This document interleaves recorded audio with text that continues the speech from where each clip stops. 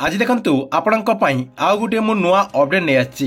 प्रथम रु अष्टम श्रेणी पर्यंत समस्त छात्र छात्री मानक पई राज्य सरकार गुटे बहुत बड़ घोषणा करचंती। तेबे राज्य सरकार कौन घोषणा करचंती देखंतु एठी आपणक मो स्क्रीन माध्यम रे देखे देछि। जुलाई 15 तारिख सुद्धा प्रथम रु अष्टम श्रेणी पर्यंत छात्र छात्री को मागणा पोशाक बंटन करा जिवो। तेबे केउ छात्र छात्री को सरकार तरफ मागणा पोशाक बंटन करा जिवो एवं गोटे थर रे केते पोशाक दिया जिवो या सहित आपणकर प्रथम रु पंचम पर्यंत केमिति पोशाक दिया जिवो, आपणकर षष्ठ सप्तम को केमिति पोशाक दिया जिवो, अष्टम को केमिति पोशाक दिया जिवो, पोशाक बाबद को केते टंका दिया जिवो से नै पूरा डिटेल मु जण देबी, जहा कि आप माने ए वीडियो माध्यम रे से नै पूरा डिटेल जानि परिबे। सेति पई आप माने वीडियो टिकु बिना स्किप करके शेष पर्यंत देखंतु। ता पूर्व वीडियो को गोटे लाइक कर दियंतु एवं जो माने चैनल को एजा सब्सक्राइब करना चैनल को सब्सक्राइब कर दियंतु।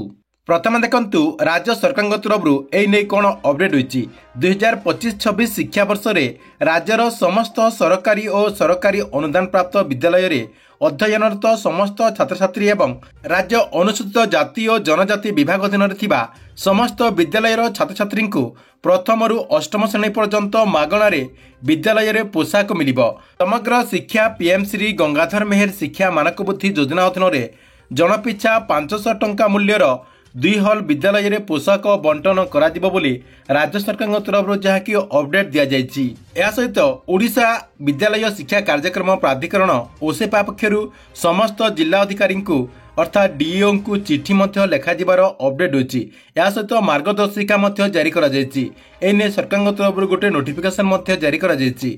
जुलाई 15 सुधा पोशाक बंटन प्रक्रिया को सुनिश्चित करबा पई कहा जायछि। आपनकर जो नोटिफिकेशन टी कहा जाउछि ए नोटिफिकेशन रे कहा जायछि जे जुलाई 15 तारिख सुधा समस्त स्कूल रो छात्र छात्री माननको पोशाक बंटन करबा पई निर्देश दिया जायछि।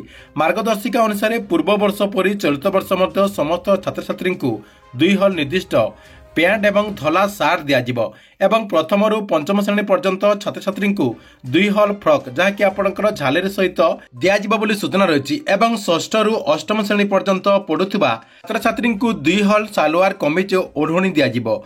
पोशाकर रंग और गुणवत्ता उपरे ध्यान दिया जिवो। स्थानीय मान्यगण व्यक्ति उपस्थित रही पोशाक बंटन करा जिवो। देखंतु आपणकर जो स्कूल कमिटी रहिसंती ता सहित आपणकर जो स्कूल रो हेडमास्टर ता सहित आपणकर जो चेयरमैन रहिसंती तांको माध्यम रे एई पोशाकटी बंटन करा जिवो। सहित देखंतु पोशाक बंटन कर सारला परे जहा कि पोशाक वितरण परे विक्रेता को बैंक माध्यम रे जहा कि टंका प्रदान करा जिवो। कोनोसी परिस्थिति रे नगद अर्थराशि सेमानको देबाको पड़िबोनी।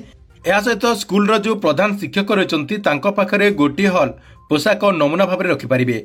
प्रधान शिक्षक मार्गदर्शिका अनुसार समस्त पिला माने उत्तम मानर पोशाक पाइछंती बोली प्रमाणीकरण जहाँकि देवाक पड़िबो। जहाँकि आपणकर जो नोटिफिकेशन अनुसार सेमानकु गोटे आपणकर पोशाक नमूना हिसाब से रखिबाक पड़िबो एवं आपणकर जो ड्रेस टी दिया जायछि समस्त छात्र छात्री माने ठीक ड्रेस पाइछंती बोली सेमानक जहाँकि प्रमाणीकरण देवाक पड़िबो बोली अपडेट होइछि।